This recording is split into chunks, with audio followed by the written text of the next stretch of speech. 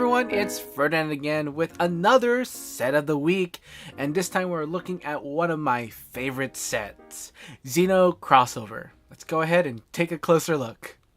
Okay, starting with our very first card, the EXP Factory Worker has an ongoing effect.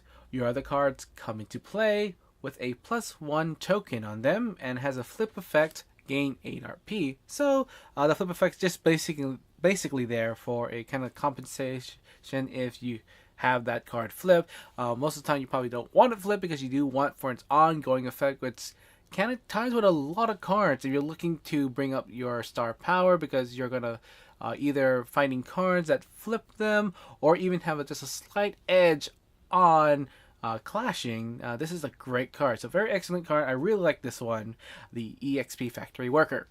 Next, Personal Issues. This is one of more of the unique cards in this set. So let's go ahead and go over it. Has an ongoing effect. When you clash, you may reveal a card at random from your hand instead of revealing a card from the top of the deck to add to your Star Clash total. Each time you do this, you gain 7 RP. So if you don't want to rely on the top deck, this is a great card, especially if you're taking a lot of cards that are kind of building up for your clashes. I mean, this is really posed to having a very high strategy on doing clashes. So look out for that one. And gaining 7 RP for each time you do that, I mean, you're clashing all the time. That's gonna kind of bring things up at least maybe about 35 RP in the tournament. Now we have Genealogist of War.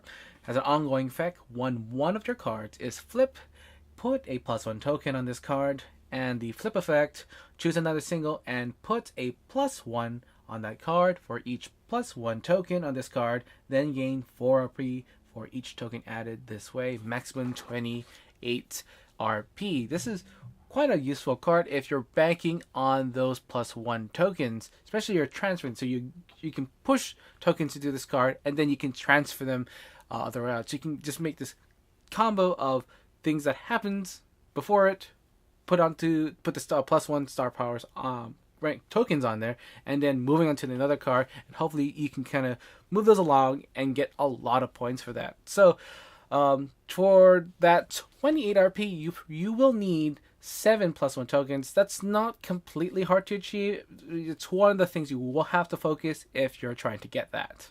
Next we have Radiant Historian reaction. Next we have Radiant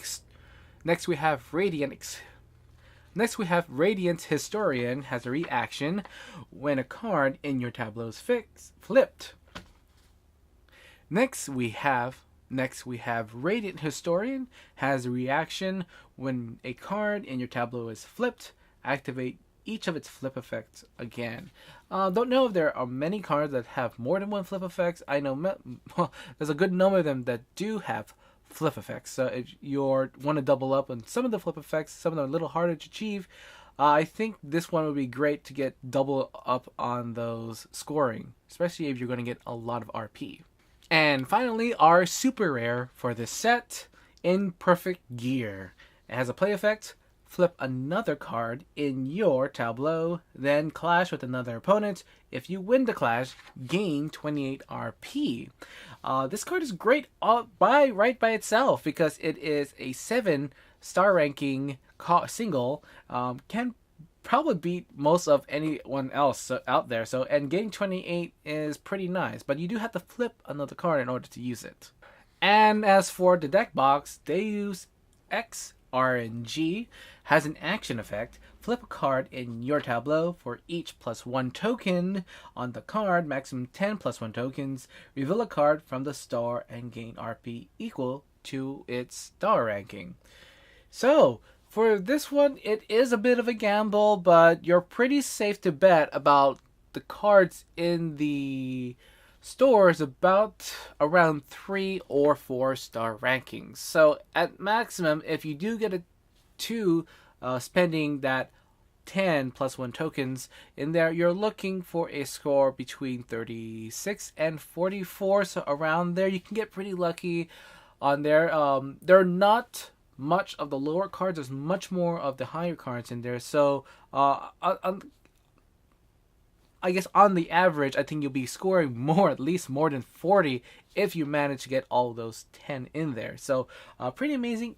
You do have to build it up and play at the end, so you have to be careful with this one. So if you don't build up, you're not going to score very much, and it'll be a waste of some space in the tournament.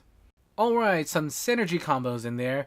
One of the things you can tell already is probably using the Deus Ex RNG with the Genealogy of War and the EXP Factory Worker. Very nice cards that kind of really pair up together, especially really building up that scoring if you're going to really push for that deck box. The other one is maybe just pairing up with Imperfect Gear with Personal Issues. That one kind of works hand in hand together. Personal Issues, if you're going for more of that clashing deck, I think Personal Issues is great to take as long as the cards in your hand is ready to be played at the tournament.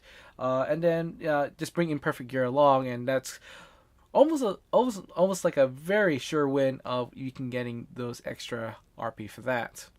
And moving on to the versatility, the core cards of Millennium Blades, you're looking to see very much a lot of cards that doesn't deal really with +1 tokens, but mainly with their star ranking. So there are plenty of cards to try to boost them and trying to feed off of bringing them up and then trying to score them how high as possible.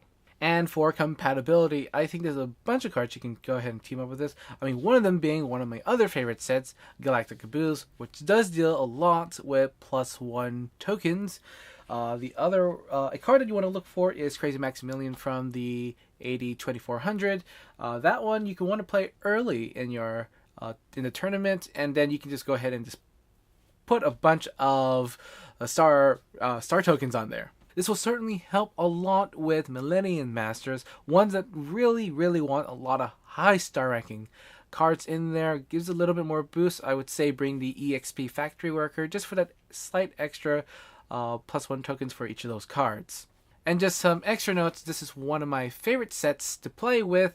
One of my favorite characters, Fulton Suitcase, which of course deals with +1 power, especially as long as you save up for that. Sometimes I don't, and then I won't be able to pay for these extra things for his action. And so this has to be one of my favorite sets in the game. I don't know why, but I just love building these star rankings in there and how high they can get, especially when I most commonly play with Fulton Suitcase. So anyway, that's all I have to say.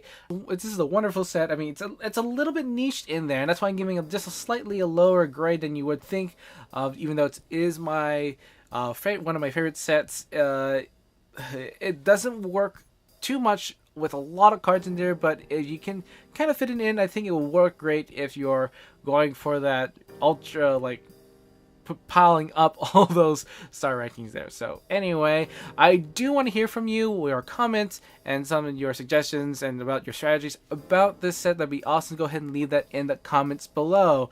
Anyway, thank you again for watching, and until I see you next time, see you later, Bladers.